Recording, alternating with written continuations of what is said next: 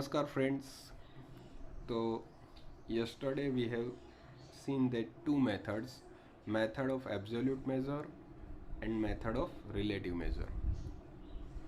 तो method of absolute major से हमने जब डिफरेंस लिया तो वो जो डिफरेंस आया उसमें यूनिट था, यानी कि ये जो डिफरेंस कितना आया कल 6 रुपीज़। हाँ, तो इसका यूनिट था रुपीज़। एंड इवन राइस का भी एक डिफरेंस लिया 46 माइनस 40, तो जो 6 आया उसका भी एक यूनिट था रुपीज़। लेकिन जब हमने मेथड ऑफ रिलेटिव मेजर से जो हमें मैथमेटिकल वैल्यूज़ मिली, जैसे ratio of prices of wheat 30/24 लिया। 30 क्या है कि 2016 की वीट की प्राइस है और हमने बेस प्राइस 2015 की ली थी 24। सो जो रेशियो लिया 30/24, तो ये जो 30/24 की जो हमें वैल्यू मिली 1.25। सेम वे हमें राइस का भी एक रेशियो मिला, प्राइस ऑफ राइस का जो रेशियो मिला वो 46/40 था और रेशियो मिला 1.15। लेकिन द मोस्ट एडवांटेजियस पॉइंट इसमें क्या है कि ये जो 1.25 है और ये जो 1.15 है, तो इसका दे आर यूनिटलेस, इनका कोई यूनिट नहीं है। तो यूनिटलेस है, इसलिए this method is most advantageous. कुछ हद तक मेथड ऑफ एब्सोल्यूट मेजर के कुछ लिमिटेशंस आती है, लेकिन जब हम मेथड ऑफ रिलेटिव मेजर लेते हैं तो उसमें सिंस ये यूनिट कोई नहीं है, मीन्स जब भी आप कोई भी चीज़ का means anyway means we already learn the ratio and proportion in our lower standards. तो उसमें क्या देखता है, जब दिखा है कि जब हमने रेशियो किसी भी कोई भी दो क्वांटिटी का जब हम रेशियो लेते हैं तो रेशियो जो होता है वो यूनिट लेस होता है। तो ऐसा हम कह सकते हैं कि रिलेटिव मेजर जो है वो यूनिट फ्री है, उसका कोई यूनिट नहीं है। तो हमने जो कल बात की वो सिर्फ इंडिविजुअल कमोडिटी की थी, यानी सबसे पहले हमने वीट लिया, वीट का जो चेंजेस आया, relative changes, we can say relative changes, और रिलेटिव मेजर जो आया सिर्फ वीट का निकाला हमने रेशियो में और राइस का निकाला। लेकिन it is possible to find out the relative measure of wheat with respect to rice, या फिर rice with respect to wheat, यानी वीट और राइस का कंबाइन करने के बाद भी हम उसका रिलेटिव मेजर फाइंड आउट कर सकते हैं। तो अज्यूम कीजिए कि 2015 में जो हमने प्राइस ली थी, तो 2015 को हमने बेस प्राइस लिया था। तो late assume the price is P0 which changed in 2016 P1.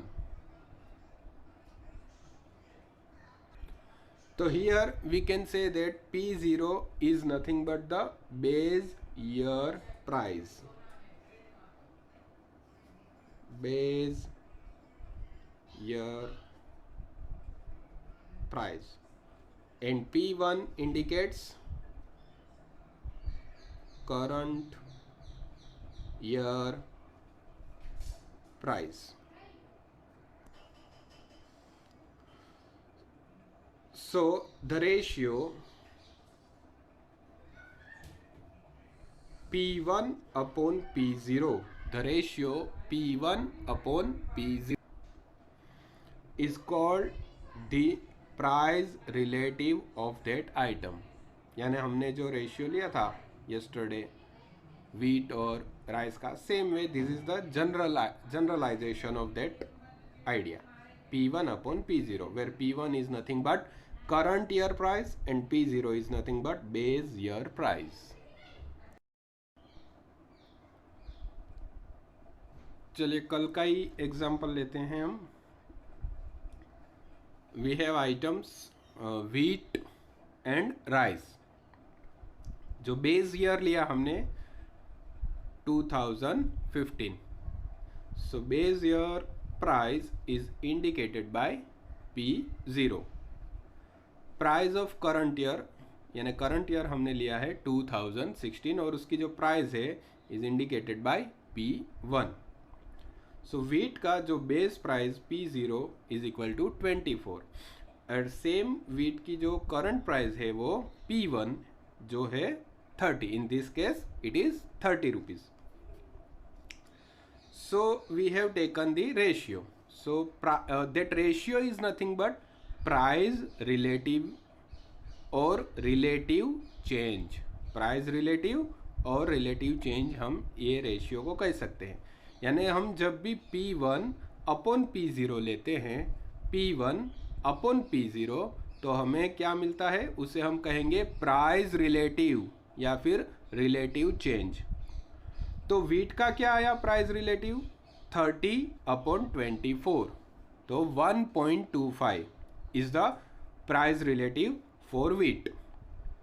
Same way rice का भी अगर हम फाइंड आउट करेंगे तो P1 is 46, P0 is 40.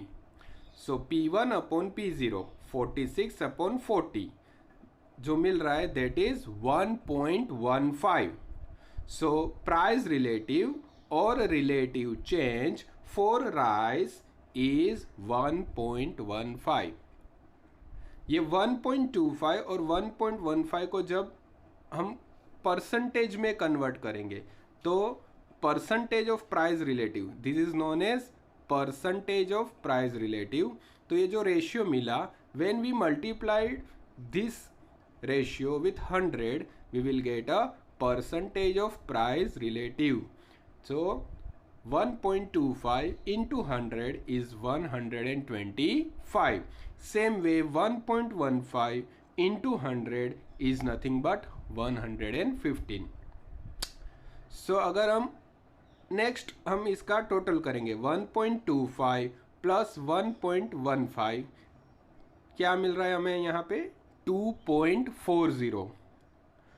And here that 2.40 when we multiplied by 100 we will get 240. Okay, price relative of wheat कितना मिला हमें? Price relative of wheat is 1.25 and price relative of rice is nothing but 1.15. So let's find out the average. Average means we can say mean also. So what is, how to find average we already learned. So average is equal to 1.25 plus 1.15. We have two numbers, so divided by 2. This will be 2.40 divided by 2.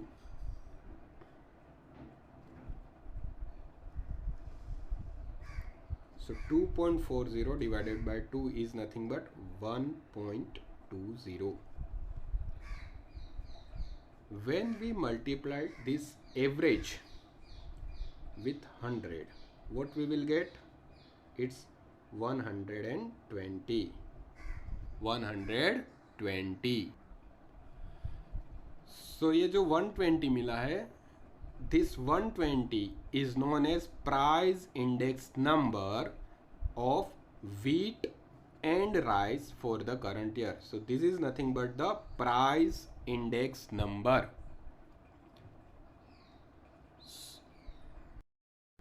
Price index number is denoted by capital I. So in our example, price index number of wheat and rice for the current year is defined as, so I is the price index number.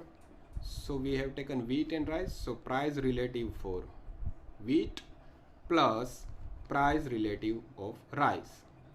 Since two items are there, so since we have to take the average. So this plus this divided by 2 multiplied by 100, we got the price index number is 120. So hence price index number of wheat and rice for the current year I is equal to 120. The price index number of wheat and rice I is equal to 120 indicates that there is an overall rise of 20%. यानी हम देखेंगे तो 100, अगर base price हम 100 ले रहे हैं तो the difference is 20. So overall जो इंक्रीमेंट हुआ है प्राइस में वो कितना हुआ है 20. 120 माइनस 100. सो ओवरऑल इंक्रीमेंट या प्राइस जो राइज हुई है वो कितनी हुई है 20% in the price of the two items in the year 2016 as compared to our base year. base year कितना कौन सा था 2015. So index number is a relative measure based on ratio. यानी हमने देखा कि इंडेक्स नंबर हमने कैसे निकाला, रेशियो से निकाला है. तो यहाँ पे जो वेरिएबल हमने लिए थे वो वीट और राइस लिए थे, लेकिन और वेरिएबल दो थे, वीट एंड राइस. लेकिन ज़रूरी नहीं है दो, हम ज़्यादा भी ले सकते हैं और ज़्यादा लेके एक पूरा ग्रुप बना के वो ग्रुप का भी index number we can find out. We have the formulas for that. तो ये जो एक ग्रुप का जब हम इंडेक्स नंबर निकालते हैं तो उसे हम कहेंगे general index number for a group.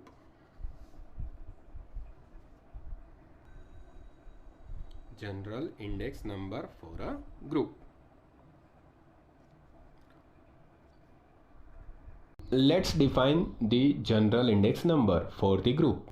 The average of the percentage change in the value of a variable associated with one or more items for the given period compared to its value in the fixed period is called a general index number for the group.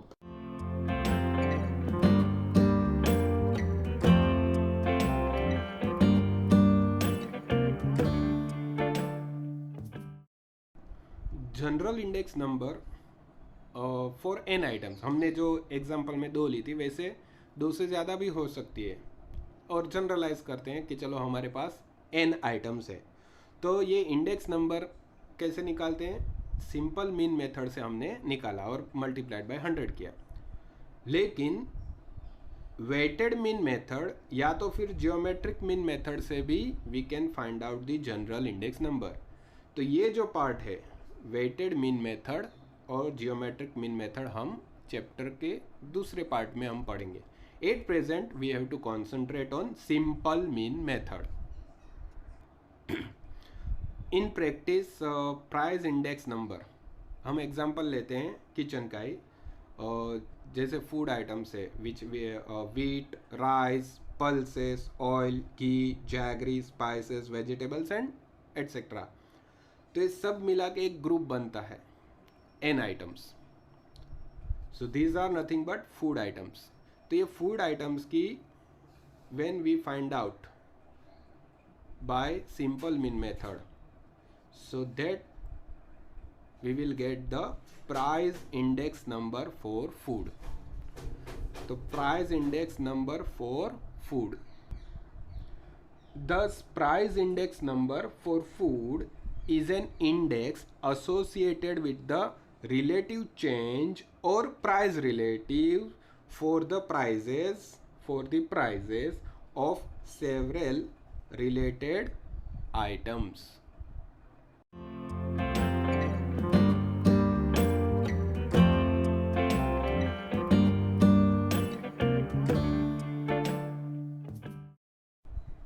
तो ये जो general index number है, यहाँ पे हमने जो example लिया उसमें हमने ये सब जितनी भी ये आइटम्स है, फूड आइटम्स है, उनकी प्राइस को कंसिडर किया. प्राइस को कंसिडर किया तो हमें क्या मिला, जनरल प्राइस इंडेक्स नंबर। लेकिन सेम आइटम्स या दूसरे कोई एग्जांपल ले सकते हैं हम, उसमें जितनी भी आइटम्स लेंगे, अगर हम वो आइटम्स की क्वांटिटी को कंसिडर करेंगे, क्वांटिटी, और जो इंडेक्स नंबर निकालेंगे, so that is known as general quantity index number. So general index number we can find out in terms of price as well as quantity. So general price index number या general quantity index number. जब हम price लेंगे तो price index number, quantity लेंगे तो quantity index number. तो general index number में जब हमने price consider की तो price index number बन गया. अगर आप quantity consider करेंगे तो वो general quantity index number बन जाएगा. तो same way general dash index number. When we consider price, so it will become general price index number. When we consider quantity, general quantity index number. When we consider production, the general production index number. Same way general import index number, general export index number, general unemployment index number, general industrial output index number. सिर्फ यही word change होता है, rest of the thing will remain as it is. हमें just एक mean निकालना है, और वो मीन निकालने के बाद उसे जब हम 100 से मल्टीप्लाई करते हैं तो we will get the index number. General idea यही है. First ratio, after finding out the ratio, multiplied with 100. So that is your all about general index number. और जनरल इंडेक्स नंबर में ये भी हो, ये सारे इंडेक्स नंबर्स हैं अलग अलग तरह के, we can use.